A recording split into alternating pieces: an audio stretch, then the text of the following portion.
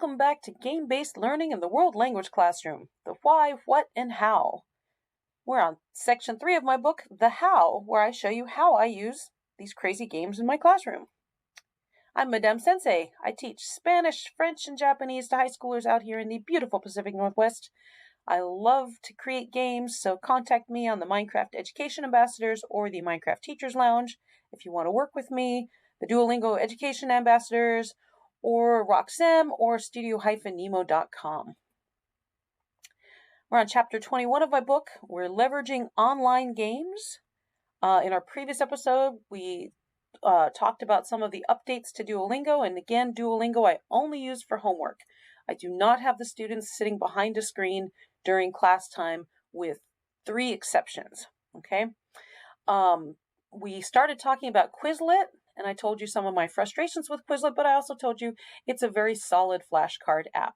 And so we're going to talk a little bit more about Quizlet this time. I had much more success teaching song lyrics with Quizlet. Now, I told you before, my main frustration is that you can only put a picture on the back side of the card. So the student sees the words first and then has to see a picture. Okay, and I try really hard to keep the students in the target language as much as possible, although there were times with Quizlet I just had to give up. But teaching song lyrics I had pretty good time with, because I could give them, here's the first part of the phrase and here's the second part of the phrase. First part of the phrase, second part of the phrase. So I'm going to link this in the description with my experiments so you can see what I'm talking about. But songs are great because the students, they're going to be 80 years old and they're still going to remember all the lyrics to the songs. Music is so nicely repetitious. The next experiment I did that worked pretty well is giving a dialogue. So my audiolingual method stuff. I give the first sentence of the dialogue here and the answer here. Okay, the first person talking, the second person talking. I can do this on Pixie just as well, but for a flashcard app, it worked pretty well. So here's that experiment right there, or one of my decks. You can search for my stuff and see all my decks. I experimented quite a lot. Questions and answers using negatives. So I give a question and an answer. Here's the answer. Here's the question. Here's the answer. All right. So this was también, tampoco, nada. And I don't know, got cut there. Okay. And then I started thinking, well, when I was getting my teacher account, remember, I don't have the teacher account anymore. If you pay for the teacher account, you can do some extra stuff with pictures. You can take a photograph of your own and you can label it and have students click around it. So I started experimenting with, here's a workbook page. Back when I was using workbooks, can I have the students do the workbook page in Quizlet instead of tearing it out of the workbook and writing in it and handing it in, and then I look at 130 different handwriting examples. So here what I did was, this was the teacher's edition. I took a picture of it and I covered over the answers.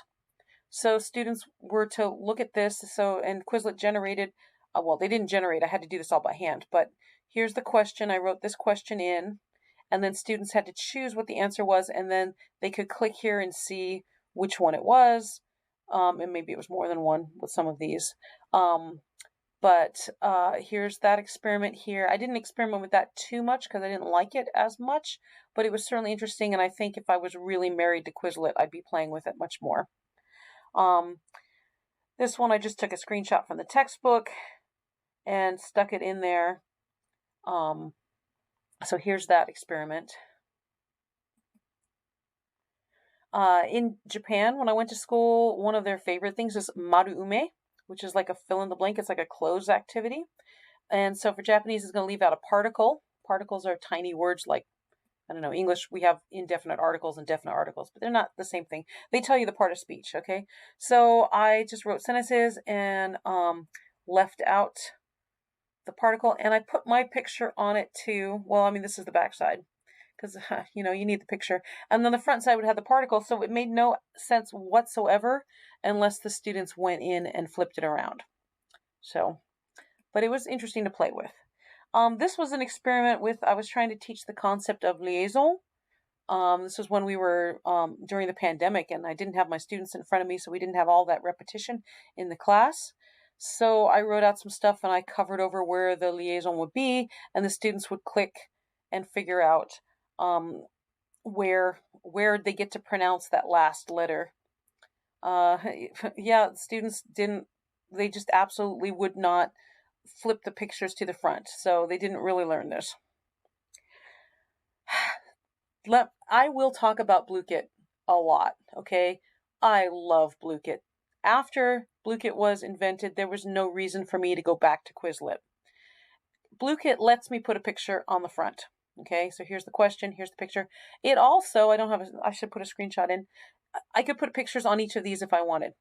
Okay, they get kind of tiny when the students are doing it on their phone, if they're using the phone, but there's a nice large picture, right? This is the teacher view, but when the students see this, this is huge. This is a big picture, and maybe I have a sentence with it, or maybe I don't. But it's I will talk a lot about Blukit for online games. Blukit is one of the games I do play in class because they have whole class games. Love it to pieces. So if you're similarly frustrated Quizlet like I am, come with me to Blukit. They're a tiny company, and they have no bots. So whenever I have any issue whatsoever, I want to say, hey, there's a bug here, or I want to just say, hey, thanks guys, my students really love this new game. They get back to me like pretty quickly, like real honest people. So I love Blukit. The other thing I'm experimenting with, I just got certificated in Quizzes AI.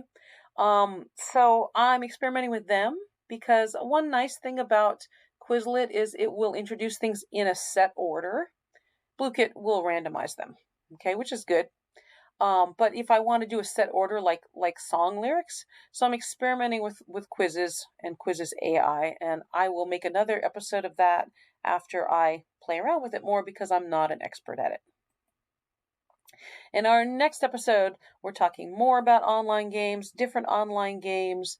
I do have a little bit more to say about Quizlet to compare it to some of the other stuff. So hope to see you there.